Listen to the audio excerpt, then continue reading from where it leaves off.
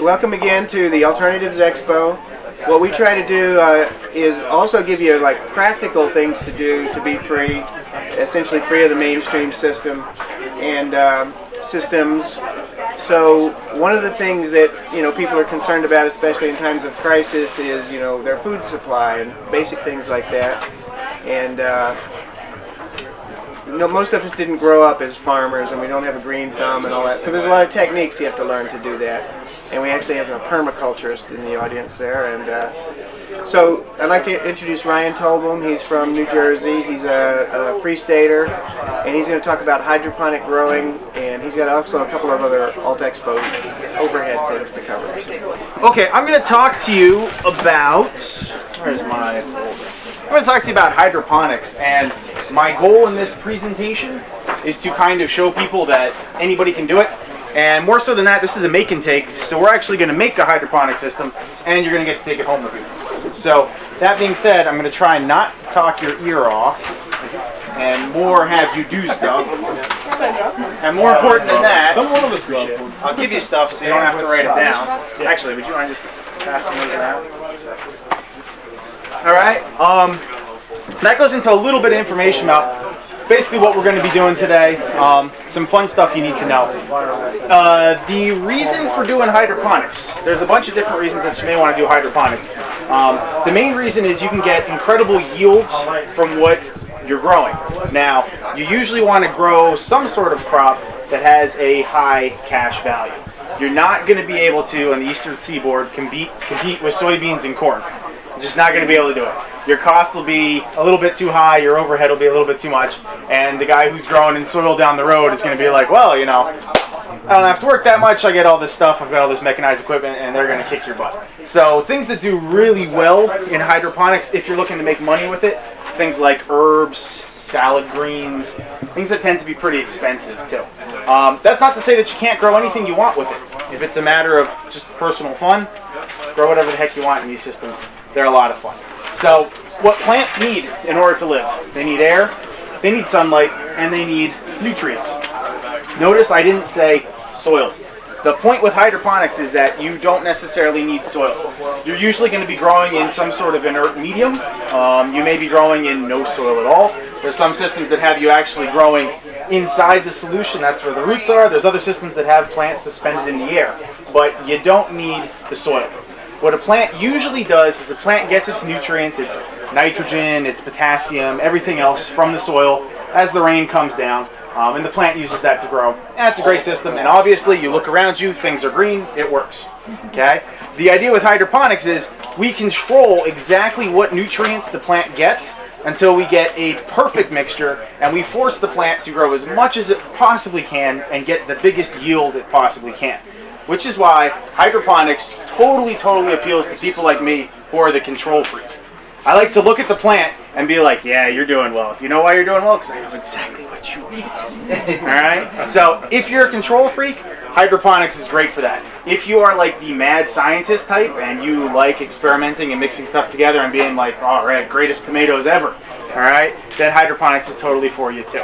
Don't be scared because of that. There tends to be two kind of outcomes that I've seen. Great success and colossal failure. Like those are kind of your two options that it seems to swing. And a lot of people the first time out, they'll try it and the plant will come up, the plant will turn yellow, the plant will get nutrient burnt, and the plant will die.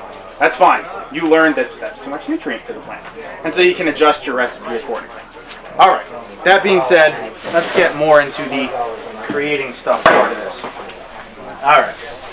What I'm going to show you, if I can ever get this bag open, is a way to make a wicking hydroponic system.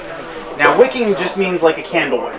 All right, so it draws moisture and it draws solution from the reservoir, and it brings it up to the root system in order for the plant to be able to grow. It works in an inert medium. So the medium you use for this, and I got a little bit of medium, I probably don't have enough for everybody here, but the types of mediums you use are things like coconut fibers, which really don't have much nutritional value, clay pellets, perlite is another popular one, vermiculite, and people combine these mediums, and they're just there to kind of support the plant. The nutrient is what feeds the plant. Okay? Also, stop me if you have any questions at all. All right, mediums. This right here is what I'm talking about when I talk about a medium. Okay, this stuff, all right, looks like soil, but it really doesn't have much nutritional value. The purpose of this stuff is to allow your nutrient to hit the plant roots, and at the same time, to maintain enough air in it that the roots don't drown and the roots don't rot. All right, because believe it or not, roots in the soil need air. If they don't get air, they don't do very well. They don't develop either, and your plant may tip over in that case or have little scraggly roots, all kinds of stuff like that. All right, on the back of that, or actually on the front of that paper, you can see step by step the kind of system that we're going to be putting together. Basically, it comes from a 2-liter soda bottle. I think I've got about 12 of these, so we might have to share. So if you came with a friend, work with a friend to make your hydroponic system. There you go. You got the buddy system, right? Never goes wrong. What you're going to do is you're going to take your 2-liter soda bottle and you are going to cut it in half around here. I don't expect everybody in here to have knives in their pockets, so I've got a bag full of scissors. Don't cut yourself. All right. That being said, you take the bottle and about halfway through, you cut the thing in half, and you will end up with something. I feel like I'm on a cooking show. Here's one I prepared earlier. All right. You cut it in half, and you have 2 halves of a soda bottle. Nothing very magical there. All right. Next step. This is the part that's actually going to have your plant sitting in it. Take the cap off. It's going to sit inside this bottom part like this. The bottom part is going to be your nutrient reservoir. You need some way for the nutrients to get from the nutrient reservoir up to the top where they can come in contact with the plant roots and the plant can get the nutrient. Because it's a wicking system, we're going to use a wick. And I've got a bunch of these already cut up. So this is just a cut up towel. Okay. So it's just cotton fiber, right? What you need to do, tie a knot in this. Now your goal with your knot is to have about that much hanging from the bottom and this much out the top. And you put it inside here. Okay? This is the part that's going to hang in your nutrient reservoir, and it's going to soak up the nutrient. And then this part, kind of curl around. You leave it in the bottom. The medium is going to fill up here, and as the plant roots reach down into the medium, they draw the moisture from the medium. The moisture is going to be wicked up from the bottom piece, and it's going to go to the plant roots. So the whole thing fits together like this. And I know you're thinking, wow, Ryan, you just gave us a rag and a cut-in-half soda bottle. How's that possibly going to work? It actually works relatively well. So in a system like this, when you go to feed it its nutrient, what you're going to do is you're going to pour in from the top, and the nutrient will trickle down through it, and it'll fill up this bottom space. You don't want so much nutrient that it floods and it keeps this area down here constantly filled. You want it filled up to about there with nutrient so that it wicks it up. So then the top part gets filled up with your medium. And this is an example medium I got for you. And you guys can take this medium, fill up as many as you can with it, take it home. Another example medium I brought that people like to use. It doesn't work great for wicking applications. It works with some other hydroponic systems. But you're welcome to take this too. Clay pellets. Alright. And they are just that, little clay pellets. Alright. So you're welcome to use that in your system too. So when you get done building this, you should have this filled with some kind of medium that you can get from up here. And then, let's see, you can have a seat and we will talk about some of the different types of systems, what it takes to mix nutrients and all that. So rather than just hearing me talk, you get to do stuff. Any questions? All right, supplies are up here. Here's a bunch of soda bottles in here.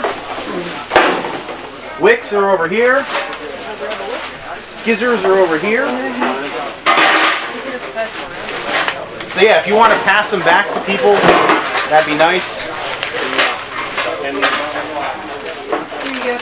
The medium's up here too for when you're ready. You get a fancy one. That's what happens when you don't drink enough soda to do the presentation. No, is that good enough? You probably want some more. I know everybody's trying to like share and all, but don't share. If the plant needs it too. So. The largest plant that you have. Something like that, not too huge. It's a good way to get started. So maybe like basil. So you start with basically like a tomato. Yeah, a tomato will have a root ball like that. Big tomatoes.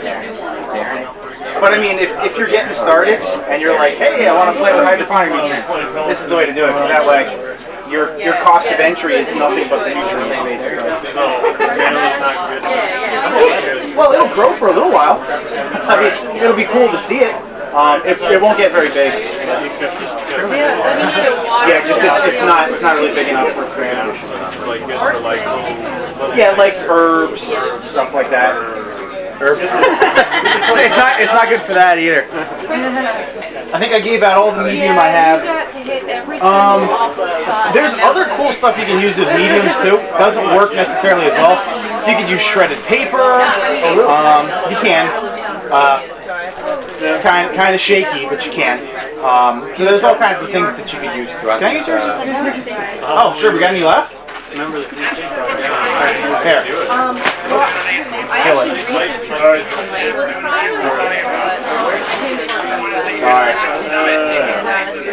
I'm really not trying to get your dress messy. I promise.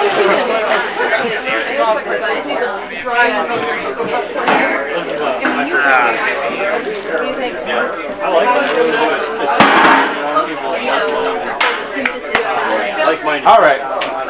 So here's what's going to happen. Here's what you do with this.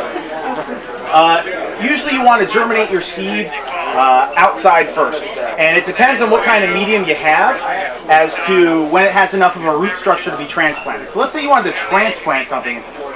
You would take it out of the ground, trying to preserve the root ball as much as possible. Shake as much dirt off as you can. Put it under the sink. Rinse off the roots as best you possibly can because they have microbes on them, they have bacteria on them, and all that stuff we try to avoid in the hydroponic setup because it absolutely positively loves hydroponic solution.